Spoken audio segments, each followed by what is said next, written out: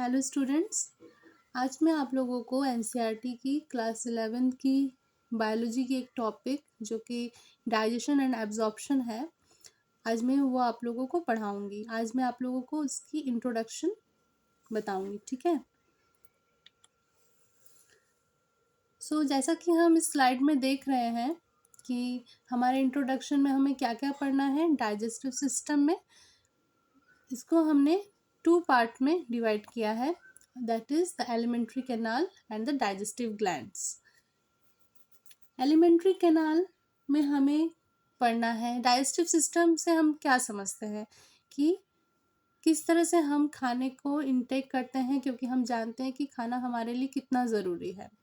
तो वो कैसे कैसे मैकेनिज्म से होके हमारे हमको न्यूट्रिशन हमको प्रोवाइड करता है, ये सब हम इस चैप्टर में पढ़ेंगे, ठीक है। इसमें हम पढ़ेंगे क्या कैसे डाइजेशन ऑफ फूड होता है, कैसे एब्जॉर्प्शन होता है, कैसे एसिमिलेशन होता है और इसके क्या क्या डिसऑर्डर्स हैं, ठीक। एलिमेंट्री कैनाल में हमें पढ़ना है। हम जानते हैं कि एलिमेंट्री कैनाल हमारा माउथ से स्टार्ट होता है, that is the buccal cavity.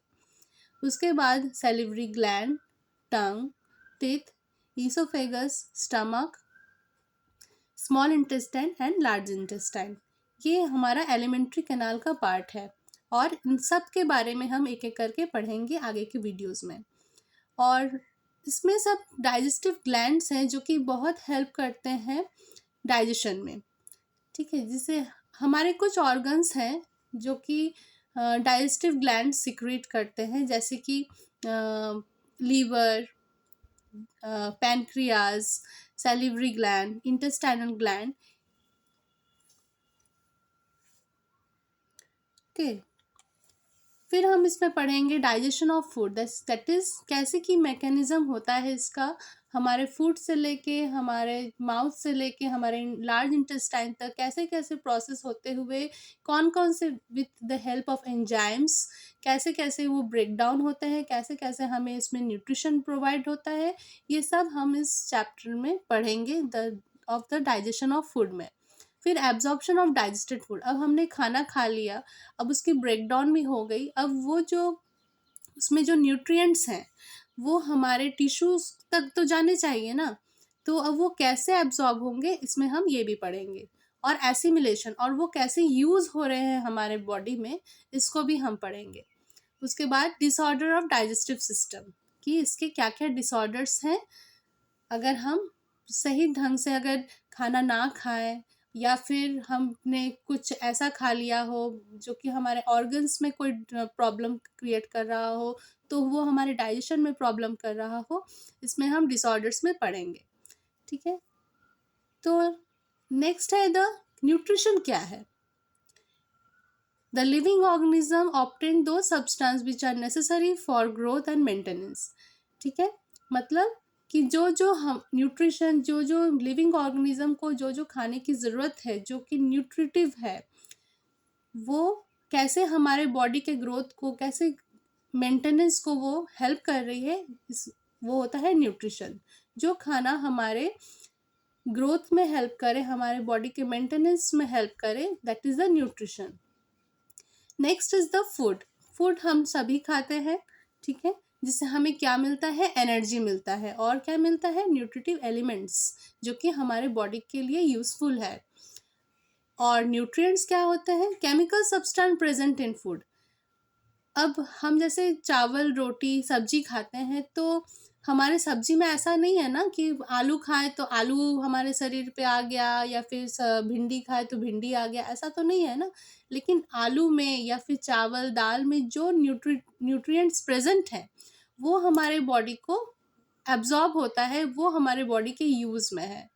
वो किस फॉर्म में है, केमिकल फॉर्म में है, तो वो है न्यूट्रिएंट्स। यहाँ हम एक फ्लो चार्ट देख रहे हैं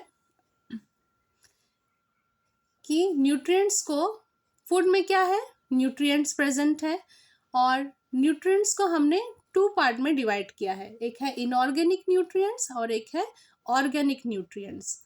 इनऑर्गेनिक न्यूट्रिएंट्स हमने पढ़ा है कि सबसे सिंपलेस्ट न्यूट्रिएंट होता है, जैसे कि वाटर है, मिनरल्स है, कार्बन डाइऑक्साइड है, ये सब क्या है, इनऑर्गेनिक न्यूट्रिएंट्स।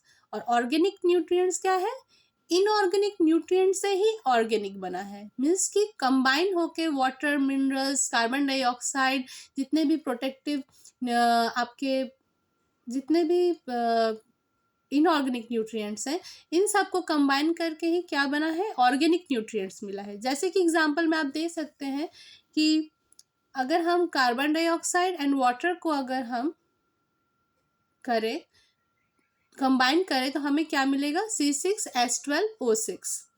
ठीक है, तो ये किससे बना है, ये क्या, ये एक कार्बोहाइड्रेट है, और ये किससे बना है, वाटर से एंड कार्बन डाइऑक्साइड से।